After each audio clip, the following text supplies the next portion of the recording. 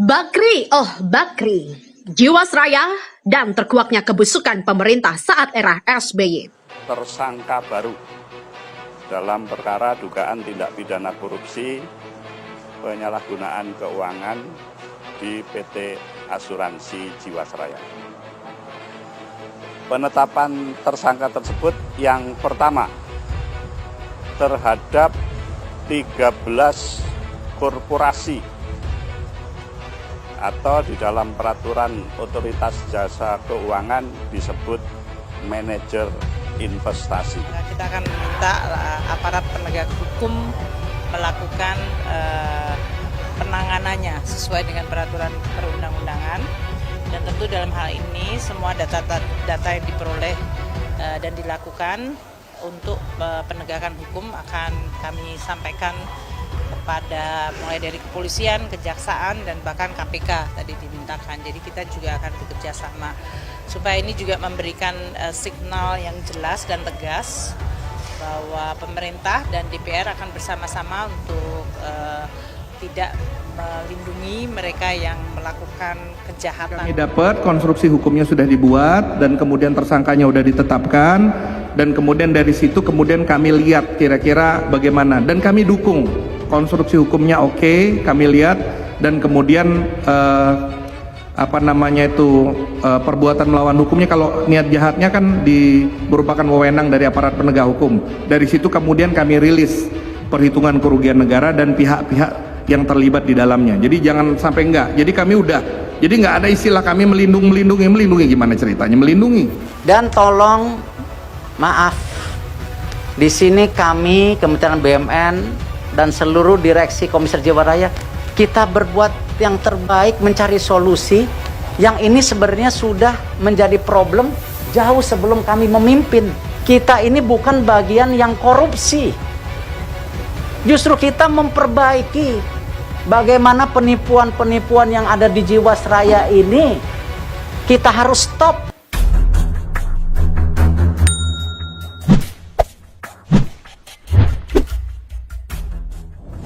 Jiwasraya dan keterkaitannya dengan pihak lain, saya bukanlah pemegang polis Jiwasraya, tetapi saya sangat bersimpati dengan para pemegang polis yang saat ini belum mendapatkan kepastian nasib uang mereka. Saya sekali lagi berharap kejaksaan tidak bermain-main dalam mengusut kasus ini. Laporan BPK yang jelas-jelas melindungi Bakri semoga tidak menjadi satu-satunya acuan dari kejaksaan. Andai kata kejaksaan hanya mendasarkan pemeriksaan dengan laporan pemeriksaan BPK, maka apa yang diduga oleh sebagian masyarakat bahwa kejaksaan juga sudah bermain mata dengan pihak-pihak tertentu pada kasus ini sangatlah beralasan. Semua pihak yang bersalah dalam kasus ini harus ditindak sesuai dengan hukum yang berlaku. Oknum OJK yang tidak melakukan fungsinya dengan baik, para operator Jiwasraya yang menyalahi ketentuan, para pihak yang terbukti menikmati manisnya uang Jiwasraya, sampai oknum BPK yang melokalisir rentang waktu yang diperiksa untuk menghilangkan keterlibatan Bakri Group dari lingkaran kasus Jiwasraya harus diperiksa.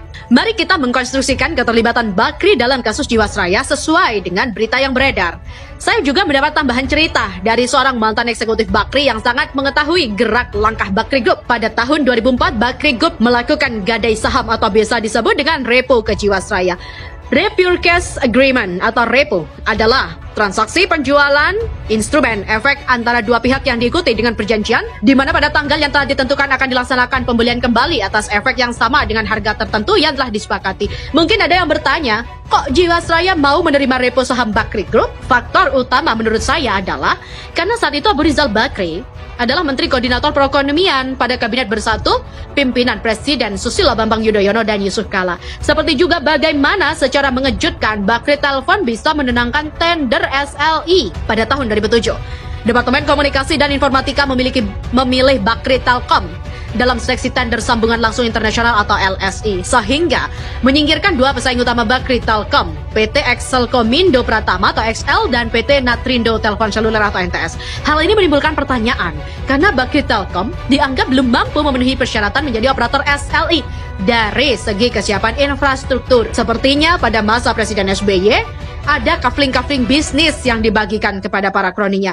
JK yang menguasai banyak proyek fisik baik itu listrik maupun infrastruktur serta juga pengadaan tabung gas 3 kg, serta beberapa lainnya, serta banyak lainnya yang kebagian proyek yang lain termasuk Ical. Dan kalau apa yang ditulis oleh George Adi Condro dalam gurita Cikeas betul, maka kita tahu apa yang dimainkan oleh Cikeas sendiri waktu itu. Atas dasar yang saya sampaikan di atas, maka saya yakin perjanjian Repurchase Agreement antara Jiwasraya dan Bakri pastilah berat sebelah. Direksi Jiwasraya waktu itu pastilah di bawah tekanan, atau mungkin juga momen itu justru digunakan oleh direksi Jiwasraya untuk menjilat kepada sang Menko Perekonomian. Kejaksaan harus bisa memeriksa surat-surat perjanjian repo antara Jiwasraya dan Bakri. Dari informasi yang beredar di media, sampai dengan hari ini, saham-saham yang digadaikan oleh Jiwasraya belum juga ditebus oleh Bakri Group. Artinya, ini juga menambah kewajiban dari Bakri Group selain kerugian